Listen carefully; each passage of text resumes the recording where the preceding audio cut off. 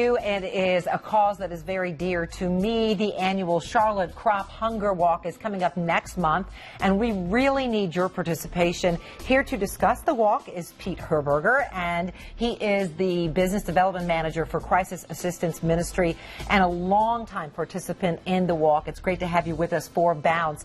You know, for people who don't know what the walk is, this is a long-time tradition. I was born in Charlotte, and I participated back some 37 years ago in the walk with my CCD class from St. Gabriel Catholic Church. Can you believe that? The very first year. Yeah, 37 years ago. So this has been going on forever, and it's raised so much money. Talk a little bit about where this money goes for the walk. Okay, thank you. Well, the Crop Walk is unique in that it supports hunger issues both locally and globally.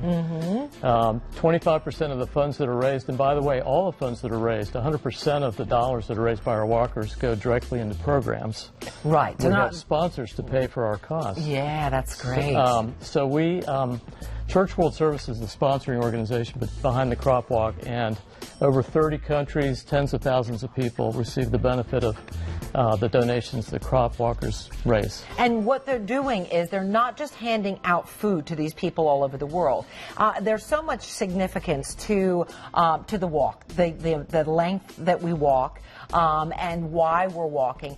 The money goes to give people the education they need to get better assistance, to get better water supplies, right? Absolutely. It's all about sustainable programs to end hunger. So it's water purification, it's sustainable farming programs. Teaching them how to grow their own food. Exactly right. And the walk is basically the average amount that people all over the world have to walk daily to get food. So it is a, what is it, a 3.6 miles. Yeah, 3.6 miles. And when you think about that, we just walk to our tap and turn on the water and fill up a glass. But there are people, many people, just like us, in other countries who have to walk so far just to get water every day. One of the beautiful things about our walk in Charlotte is that we walk very close to uptown. We walk through the Belmont neighborhood, and it's one of the neighborhoods that historically has struggled with hunger issues.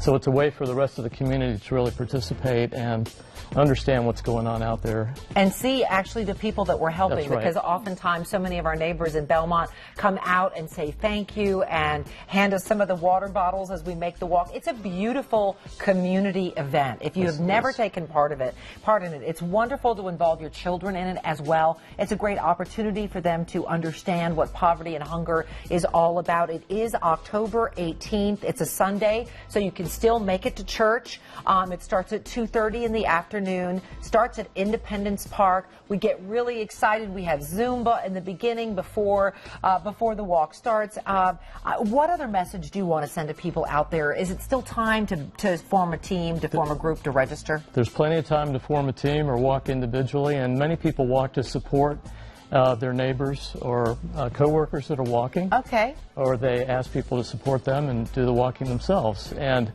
the other thing I would say is,